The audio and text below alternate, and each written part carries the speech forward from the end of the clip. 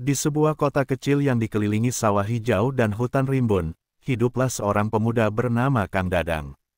Dia adalah seorang pengusaha somai berusia 24 tahun, yang baru saja kembali ke Tegal setelah menjelajahi berbagai daerah di Jawa Barat. Kang Dadang memiliki mimpi besar untuk membuka usaha somai yang sukses dan dikenal banyak orang.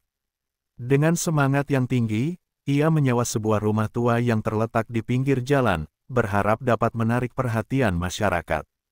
Rumah tua itu memiliki nuansa yang khas, dindingnya berwarna pudar, atap yang pernah megah kini terlihat rapuh, dan pagar kayu yang sudah lapuk. Meskipun begitu, Kang Dadang merasakan aura misterius dari tempat itu. Di dalam rumah, terdapat dua karyawan setianya, Kang Ujang dan Kang Didin, yang membantunya menjalankan usaha.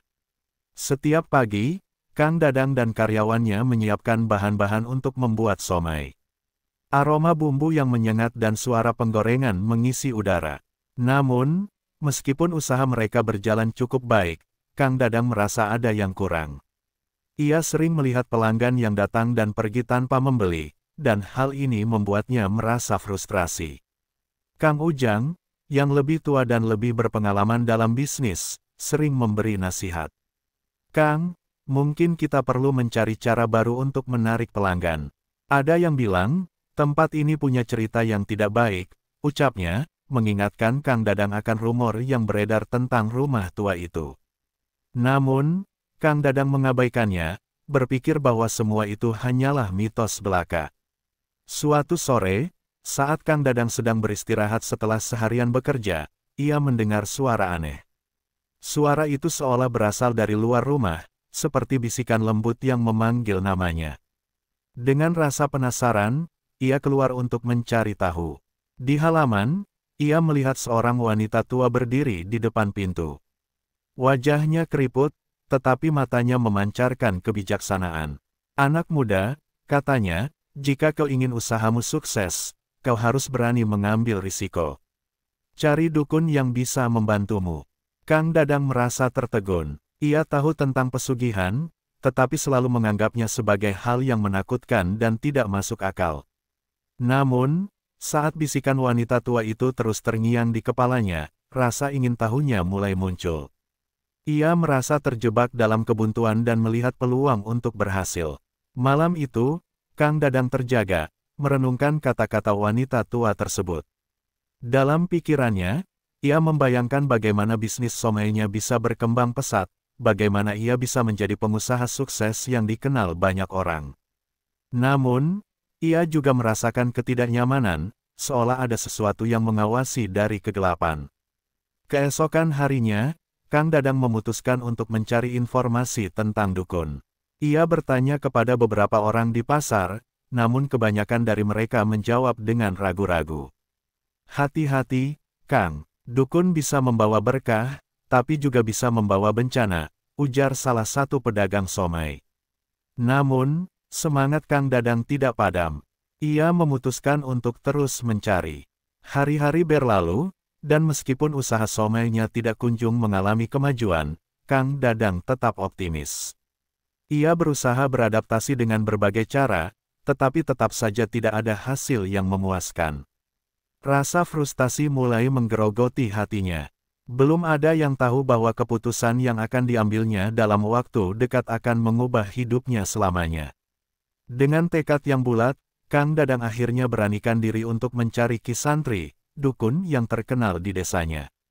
Ia mendengar bahwa Ki Santri memiliki kemampuan luar biasa dalam membantu orang-orang yang ingin meraih kesuksesan. "Kalau aku bisa mendapatkan bantuan dari Ki Santri, usahaku pasti akan berkembang," pikirnya. Akhirnya, Kang Dadang memutuskan untuk pergi ke gubuk Ki Santri yang terletak jauh di pinggiran desa. Dengan langkah mantap, ia berjalan menuju tempat yang diyakini sebagai awal dari perjalanan gelapnya. Namun, di dalam hatinya, harapan akan kesuksesan terus membakar semangatnya. Saat itu, Kang Dadang tidak menyadari bahwa setiap langkah yang diambilnya semakin mendekatkan dirinya pada keputusan yang akan membawa konsekuensi besar dalam hidupnya. Di balik ambisi dan harapan, ada kegelapan yang menunggu untuk diterima, sebuah perjalanan yang penuh dengan penyesalan dan rasa sakit. Di suatu pagi yang cerah, Kang Dadang memutuskan untuk melanjutkan pencariannya. Setelah menyiapkan somai untuk dijual, ia mengajak Kang Ujang dan Kang Didin untuk membantu menyiapkan bahan-bahan. Namun, pikirannya tidak bisa lepas dari rencana untuk menemui Ki Santri, dukun yang ia dengar banyak dibicarakan. Dalam hati, ia merasa ini adalah satu-satunya jalan untuk meraih kesuksesan yang diimpikannya. Setelah menyelesaikan pekerjaan di warung, Kang Dadang meminta izin untuk pergi. "Kang, saya mau mencari dukun yang bisa membantu usaha kita," jelasnya. Kang Ujang menatapnya dengan cemas. "Hati-hati, Kang. Dukun bisa membawa berkah, tapi juga bisa membawa bencana. Jangan sampai kau terjebak dalam hal-hal yang tidak baik," nasihatnya. Kang Dadang mengangguk, tetapi semangatnya tidak pudar. Ia merasa ini adalah kesempatan yang tidak boleh terlewatkan. Dengan tekad bulat, ia melangkah keluar dari warung dan menuju pinggiran desa tempat Ki Santri tinggal. Setelah berjalan selama sekitar 1 jam, Kang Dadang akhirnya sampai di sebuah gubuk sederhana yang dikelilingi pepohonan rimbun. Gubuk itu terlihat tua, tetapi ada aura yang menenangkan di sekelilingnya. Dengan sedikit ragu, ia mengetuk pintu. Beberapa saat kemudian, seorang pria tua dengan jubah hitam muncul di ambang pintu. Wajahnya dipenuhi keriput, tetapi matanya tajam dan penuh kebijaksanaan. "Selamat datang, anak muda. Apa yang kau cari?" Ki Santri bertanya dengan suara dalam dan lembut. Kang Dadang mengumpulkan keberanian dan menjelaskan keinginannya. "Saya ingin usaha somai saya sukses, Ki. Saya dengar kalau Ki Santri bisa membantu." Ki Santri mengangguk, mendengarkan dengan seksama. "Pesugihan bukanlah hal sepele, Nak. Ada konsekuensi yang harus kau terima. Apakah kau siap untuk menghadapinya?" tanyanya, menatap Kang Dadang dalam-dalam. Kang Dadang terdiam sejenak, merenungkan kata-kata tersebut. Namun, ingatan akan kesulitan yang ia hadapi dalam bisnisnya membuatnya menggeleng. "Saya siap, Ki. Saya ingin sukses, apapun caranya." Ki Santri tersenyum tipis. "Baiklah, untuk mendapatkan kekayaan, kau memerlukan tumbal. Sesuatu yang berharga bagi dirimu." "Apa maksudnya, Ki?" tanya Kang Dadang, sedikit bingung. "Setiap ritual pesugihan memiliki syaratnya sendiri. Tumbal itu bisa berupa benda berharga atau bahkan sesuatu yang lebih berharga, seperti jiwa. Semua ini akan bergantung pada seberapa besar keinginanmu," jelas Ki Santri, suaranya mengandung peringatan. Kang Dadang merasakan jantungnya berdegup kencang. Ia tahu ini adalah permainan berbahaya, tetapi rasa ingin tahunya dan ambisi untuk sukses mengalahkan rasa takutnya. "Apa yang harus saya lakukan?" tanyanya dengan berani. Ki Santri menjelaskan ritual yang harus dilakukan. Ia meminta Kang Dadang untuk membawa sesaji berupa nasi tumpeng, ayam bakar, dan bunga. Selain itu, ia harus menyiapkan sebuah jimat yang akan membantunya dalam menjalankan bisnis. Ritual tersebut harus dilakukan pada malam hari, di halaman belakang rumah tua yang ia sewa. Setelah ritual, kau akan merasakan perubahan. Daganganmu akan laris manis, tetapi ingat, harga yang harus kau bayar tidak kecil, tambah Ki Santri, menekankan pentingnya keputusan yang akan diambil oleh Kang Dadang. Kang Dadang keluar dari gubuk dengan perasaan campur aduk. Di satu sisi, ia merasa bersemangat dengan harapan baru, tetapi di sisi lain, ada rasa ketakutan yang mengintai. Dalam perjalanan pulang, ia terus memikirkan konsekuensi dari keputusan yang akan diambilnya. Namun, bayangan kesuksesan dan kekayaan terus menggoda pikirannya. Sesampainya di rumah, Kang Dadang membagikan berita tentang rencana ritual kepada Kang Ujang dan Kang Didin. Mereka berdua terkejut dan mengingatkan Kang Dadang untuk berpikir 2 kali. "Kang, ini bukan permainan. Pesugihan bisa membawa bencana," kata Kang Ujang dengan nada serius. Namun, Kang Dadang hanya tersenyum dan berkata, "Saya sudah memutuskan. Ini adalah jalan yang harus saya ambil." Malam itu, Kang Dadang mempersiapkan segala sesuatunya untuk ritual. Ia merasa berdebar-debar saat menyiapkan nasi tumpeng dan ayam bakar. Semua bahan sudah siap, dan jimat yang diberikan Ki Santri ia simpan di saku. Saat malam tiba, suasana di rumah tua itu terasa semakin mencekam. Ketika gelap menyelimuti, Kang Dadang keluar ke halaman belakang, ditemani oleh Kang Ujang dan Kang Didin. Suasana malam terasa sunyi, hanya suara angin yang berhembus lembut. Dengan hati berdebar, Kang Dadang mulai menjalankan ritual sesuai petunjuk Ki Santri. Ia menyiapkan sesaji di atas tanah, dengan harapan agar makhluk gaib mendengar permohonannya. Saat ia mengucapkan doa, ia merasakan kehadiran sesuatu di sekelilingnya. Momen itu dipenuhi ketegangan dan harapan, tetapi juga ketakutan yang tak terelakkan. Ketika ritual selesai, Kang Dadang merasakan pergeseran energi di sekitarnya. Sesuatu yang tidak terlihat seolah-olah mulai mengawasi, dan ia merasa ada yang mengintai dari kegelapan. Dalam hatinya, ia berharap semua ini adalah langkah yang tepat untuk meraih impiannya. Namun, tanpa ia sadari, jalan yang ia pilih akan membawa konsekuensi yang lebih besar daripada yang pernah ia bayangkan. Semuanya baru saja dimulai, dan bayangan gelap mulai mendekat. Malam yang telah dinanti-nanti akhirnya tiba. Suasana di rumah tua Kang Dadang terasa berbeda, lebih mencekam dan tenang. Dengan hati berdebar dan pikiran yang berkecamuk, Kang Dadang bersiap untuk melakukan ritual pesugihan yang telah dijelaskan oleh Ki Santri. Ia tahu ini adalah langkah besar yang bisa mengubah hidupnya, tetapi di dalam hatinya, ada keraguan yang terus mengganggu. Kang Dadang mengenakan pakaian hitam, seperti yang disarankan Ki Santri, dan membawa semua sesaji yang telah disiapkannya, nasi tumpeng, ayam bakar yang masih hangat, dan bunga segar. Ia juga memastikan jimat yang diberikan Ki Santri tetap ada di sakunya. Dalam perjalanan menuju halaman belakang, ia melihat dua karyawannya, Kang Ujang dan Kang Didin, yang menunggu dengan wajah tegang. "Kang, apa kau benar-benar yakin ingin melakukan ini?" tanya Kang Ujang, jelas terlihat khawatir. "Pesugihan bisa membawa bencana. Ini satu-satunya cara untuk menyelamatkan usaha kita. Aku harus melakukannya," jawab Kang Dadang dengan tegas, berusaha meyakinkan dirinya sendiri sekaligus karyawannya. Mereka bertiga berkumpul di halaman belakang, yang dikelilingi oleh pepohonan tinggi dan bayangan gelap. Suasana malam terasa dingin, dan suara serangga mengisi kesunyian. Dengan langkah mantap, Kang Dadang menempatkan sesaji di atas tanah, membuat altar sederhana. Ia menyalakan lilin dan mengatur semuanya agar terlihat rapi. Ketika semua sudah siap, Kang Dadang mengingat kembali instruksi Ki Santri. Ia harus mengucapkan doa dan permohonan dengan tulus agar makhluk gaib mendengar dan memberikan berkah.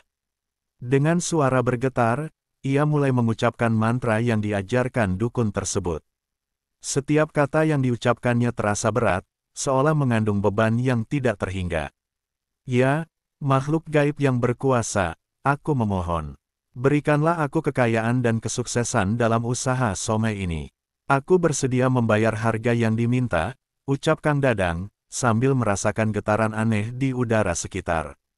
Ketika ia menyelesaikan doa, tiba-tiba angin kencang bertiup, membuat lilin yang menyala berkedip. Suasana di sekelilingnya menjadi semakin mencekam, dan ia merasakan ada sesuatu yang berbeda. Dari sudut matanya, ia melihat bayangan bergerak cepat, tetapi saat ia menoleh, tidak ada apa-apa. Hatinya berdebar kencang, tetapi ambisi untuk sukses memaksanya untuk tetap melanjutkan. Setelah beberapa saat, Kang Dadang mengangkat sesaji dan menawarkannya kepada makhluk gaib. "Ini persembahanku. Semoga kau menerima dan memberiku kekayaan," ujarnya penuh harap. Saat itu, dia merasa seolah ada energi kuat yang mengalir di sekelilingnya, seperti semacam pengakuan. Tiba-tiba, suara gemuruh terdengar dari jauh, dan tanah di bawah mereka bergetar seolah menjawab permohonannya. Kang Ujang dan Kang Didin tampak semakin cemas, tetapi Kang Dadang tetap berusaha tenang. "Ini semua akan baik-baik saja," katanya, meski suaranya mulai bergetar. Setelah ritual selesai, Kang Dadang merasa ada perubahan yang nyata. Dalam beberapa hari ke depan, usaha somainya mulai ramai. Pelanggan berdatangan, dan keuntungan berlipat ganda. Ia merasakan euforia yang luar biasa. Namun, di balik kebahagiaannya, ada bayangan gelap yang mulai mengintai. Seiring dengan kesuksesan yang diraihnya, kejadian aneh mulai muncul. Suara-suara aneh terdengar dari dalam rumah, dan Kang Dadang sering merasa seolah ada yang mengawasinya. Suatu malam, ia terbangun dari tidur dan melihat sosok misterius berdiri di sudut kamar. Sosok itu tampak samar, tetapi wajahnya menakutkan. Kang Dadang berusaha meyakinkan dirinya bahwa semua itu hanyalah halusinasi akibat stres. Kang Ujang dan Kang Didin pun merasakan hal yang sama. Mereka sering mendengar bisikan di malam hari dan melihat bayangan bergerak. "Kang, ada yang tidak beres di tempat ini," kata Kang Ujang dengan nada serius. Namun, Kang Dadang hanya tersenyum, terbuai oleh kesuksesan yang diraihnya. "Semua ini demi keberhasilan kita," ia katakan, meskipun dalam hatinya ada ketidakpastian yang semakin besar. Hari-hari berlalu, dan meskipun usaha somainya semakin sukses, Kang Dadang tidak bisa mengabaikan kegelisahan yang tumbuh dalam dirinya. Ia mulai mempertanyakan harga yang harus dibayar untuk semua ini. Dalam pikirannya, ia teringat peringatan Ki Santri tentang konsekuensi dari pesugihan. Namun, saat melihat keuntungan yang mengalir, semua keraguan itu terabaikan. Kang Dadang semakin terjebak dalam ambisi dan kesuksesannya. Ia mulai mengabaikan karyawannya, tidak lagi mendengarkan masukan mereka.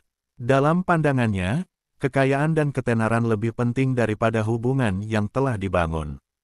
Hal ini menimbulkan ketegangan di antara mereka. Kang Ujang dan Kang Didin mulai merasa terasing, tetapi Kang Dadang tidak peduli. Di malam hari, Kang Dadang sering melakukan ritual tambahan, berharap bisa mengukuhkan keberuntungannya. Ia merasakan bahwa makhluk gaib yang membantunya semakin dekat, tetapi ia juga merasakan bahwa sesuatu yang gelap mulai mengintainya. Rasa penyesalan mulai muncul, tetapi ia menolak untuk mengakui bahwa semua ini mungkin ada harganya. Di tengah kesuksesan yang diraihnya, Kang Dadang masih merasakan kehampaan. Ia mulai merindukan saat-saat ketika ia berjuang bersama karyawannya, saat usaha somainya belum mencapai titik ini. Namun, ia terus maju, terjebak dalam lingkaran pesugihan yang telah ia pilih. Dalam benaknya, ia berjanji untuk tidak kembali, terjebak dalam ilusi kekayaan yang membawa konsekuensi yang tidak terduga. Kesuksesan yang diraih Kang Dadang dalam usaha somainya tampak mengagumkan. Pelanggan berdatangan tanpa henti, dan keuntungan mengalir bagaikan air. Namun di balik kebahagiaan yang semu ini, ada bayangan gelap yang mulai menyelimuti hidupnya. Kejadian aneh dan menakutkan mulai terjadi secara berkala, dan Kang Dadang tidak bisa mengabaikannya lebih lama lagi. Suatu malam, saat Kang Dadang sedang menghitung keuntungan di meja, ia mendengar suara gemuruh dari luar. Suara itu seperti langkah kaki berat yang menghentak tanah. Ia menoleh, tetapi tidak ada siapa-siapa di luar jendela. Hatinya berdebar kencang, tetapi ia mencoba menepis rasa takutnya. Mungkin hanya suara binatang, gumamnya, berusaha meyakinkan diri. Namun, semakin lama, kejadian aneh semakin sering terjadi. Kang Ujang dan Kang Didin juga mulai merasakan hal yang sama. Kang Ujang, yang biasanya tenang, kini tampak gelisah. "Kang, aku tidak nyaman di rumah ini. Sepertinya ada yang tidak beres," katanya pada suatu malam. Kang Didin menambahkan, "Aku juga sering merasa diawasi, seolah ada yang mengintai kita." Kang Dadang mengabaikan kekhawatiran mereka. Ia terbuai oleh kesuksesan, merasa bahwa semua ini adalah harga yang pantas dibayar untuk kekayaan yang ia impikan. "Kalian hanya perlu beradaptasi dengan situasi ini. Kita sudah berhasil, dan kita tidak bisa mundur sekarang," katanya, berusaha meyakinkan dirinya dan orang-orang di sekitarnya. Namun, saat ia melanjutkan rutinitas harian, ketegangan dalam diri Kang Dadang semakin meningkat. Ia terbangun di malam hari, tercekik oleh rasa bersalah yang mengganggu. Dalam hatinya, ia teringat akan peringatan Ki Santri tentang harga yang harus dibayar untuk pesugihan. Ia mulai menyadari bahwa ada sesuatu yang lebih dari sekadar uang dan kesuksesan. Beberapa minggu setelah ritual, Kang Didin tiba-tiba menghilang tanpa jejak. Kang Ujang datang dengan wajah panik, Kang Didin tidak ada di rumah. Aku sudah mencarinya kemana-mana." Dia seharusnya kembali dari pasar. Kang Dadang merasakan ketakutan melanda hatinya. Apa kau sudah memeriksanya di tempat biasa? Tanyanya, berusaha tetap tenang meski dalam hatinya ada rasa cemas yang mendalam. Kang Ujang menggeleng. Aku sudah mencarinya, tetapi tidak ada. Aku khawatir ada sesuatu yang buruk terjadi padanya, jawabnya dengan nada khawatir.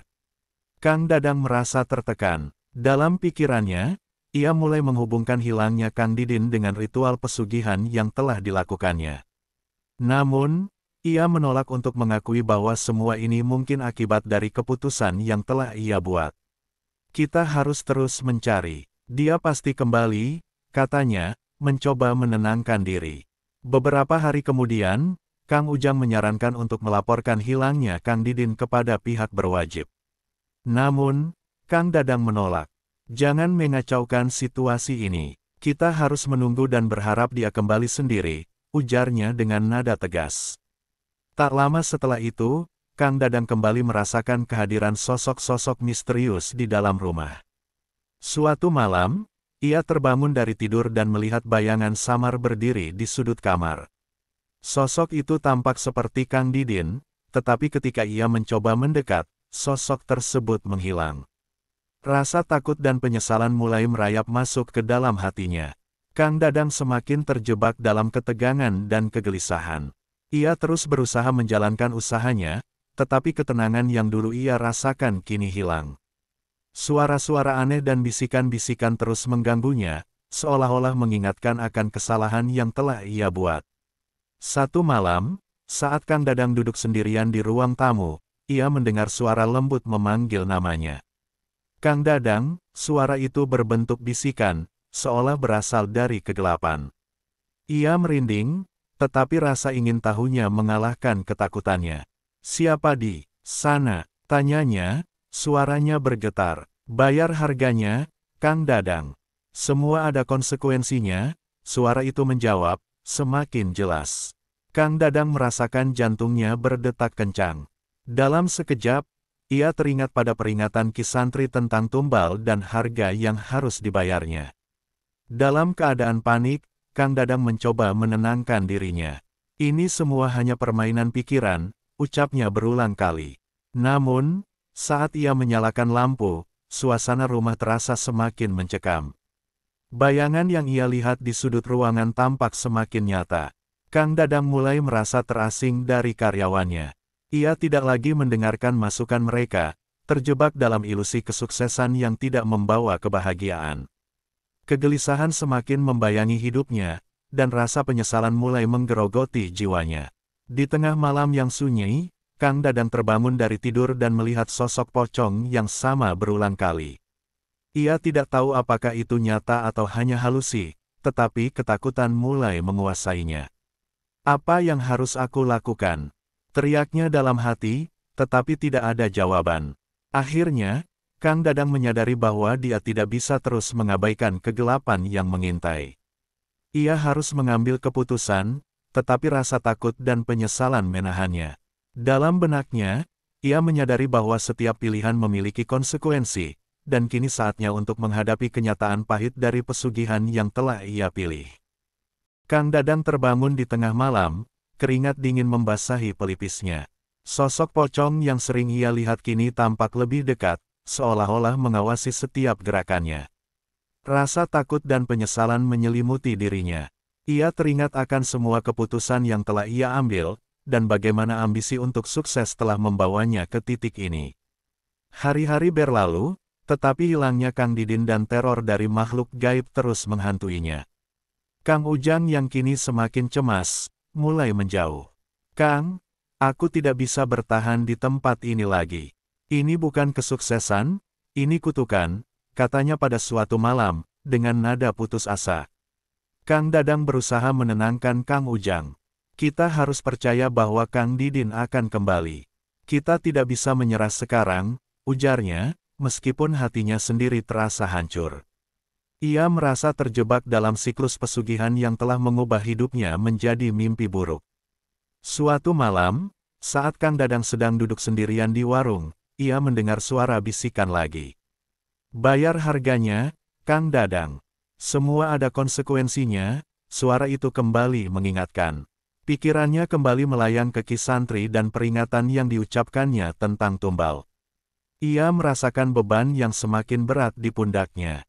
Kang Dadang memutuskan untuk kembali menemui Ki Santri. Ia berharap bisa mencari jalan keluar dari situasi ini.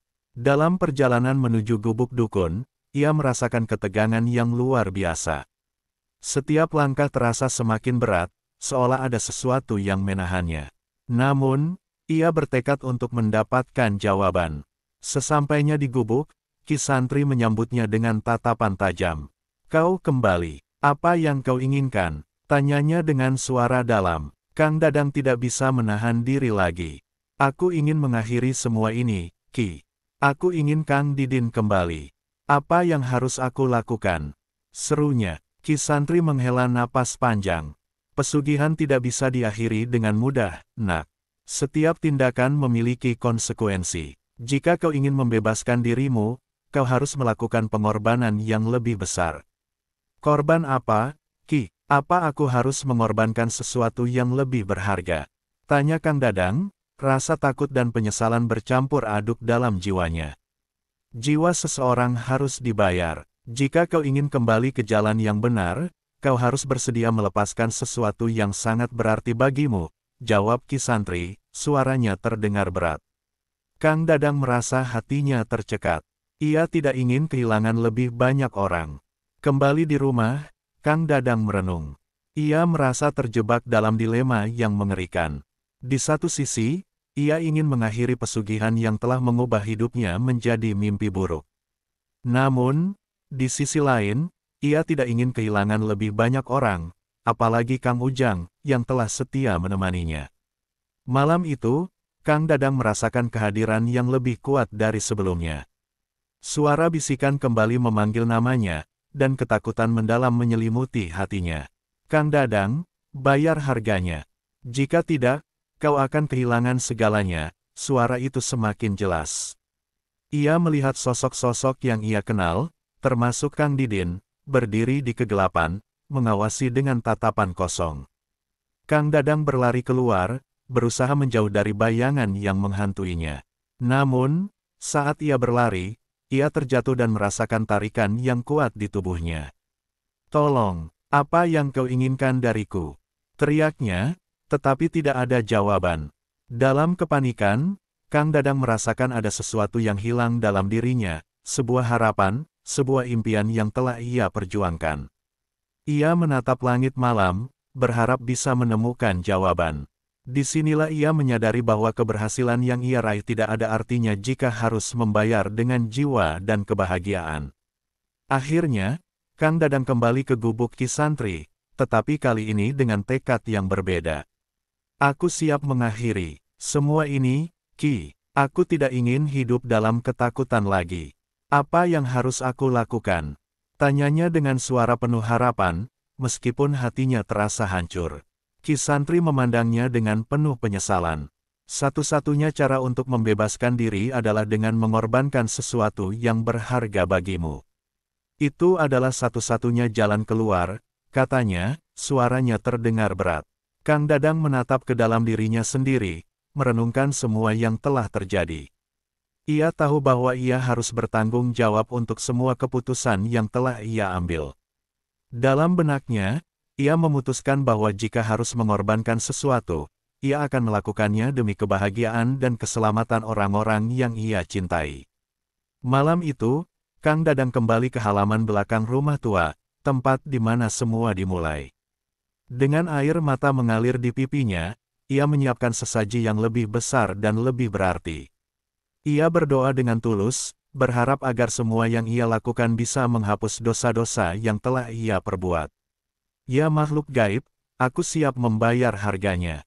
Ambil apapun yang kau inginkan, asalkan aku bisa kembali ke jalan yang benar," ucapnya penuh harap.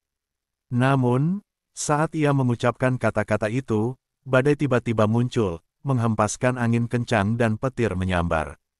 Dalam kegelapan, sosok-sosok yang ia kenal mulai muncul, termasuk Kang Didin, tetapi kali ini dengan wajah yang menakutkan. "Kau tidak bisa menghindar, Kang Dadang. Semua tindakan memiliki konsekuensi, suara itu menggema, mengisi malam yang mencekam. Kang Dadang merasakan ketidakberdayaan. Dalam sekejap, ia menyadari bahwa pesugihan yang ia pilih tidak akan memberikan kebahagiaan. Dengan air mata mengalir, ia merasakan penyesalan yang mendalam. Ia ditakdirkan untuk hidup dalam kegelapan yang diciptakannya sendiri. Dengan keputusasaan, Kang Dadang bersujud, memohon ampun. Maafkan aku tidak ingin semua ini. Aku hanya ingin kebahagiaan, teriaknya. Namun, suara gaib itu menjawab, kau sudah memilih jalanmu, Kang Dadang. Kini saatnya membayar harganya. Saat itu, dalam kegelapan malam, Kang Dadang menyadari bahwa semua yang telah ia lakukan membawa dampak tidak hanya bagi dirinya, tetapi juga bagi orang-orang yang dicintainya. Dalam perjalanan ini, semua harapan untuk kembali ke jalan yang benar tampaknya telah sirna. Ia terjebak dalam lingkaran pesugihan yang penuh dengan penyesalan dan kesedihan. Sebagai akhir dari perjalanan ini, Kang Dadang berdiri sendirian di halaman belakang, dikelilingi oleh bayangan-bayangan yang menakutkan, merasakan kepedihan dan kesedihan yang tak terhindarkan. Ia telah membayar harga yang mahal untuk kekayaan yang tidak pernah membawa kebahagiaan. Dalam kesunyian malam, penyesalan menjadi satu-satunya teman yang tersisa, dan hidupnya terjebak dalam kegelapan selamanya.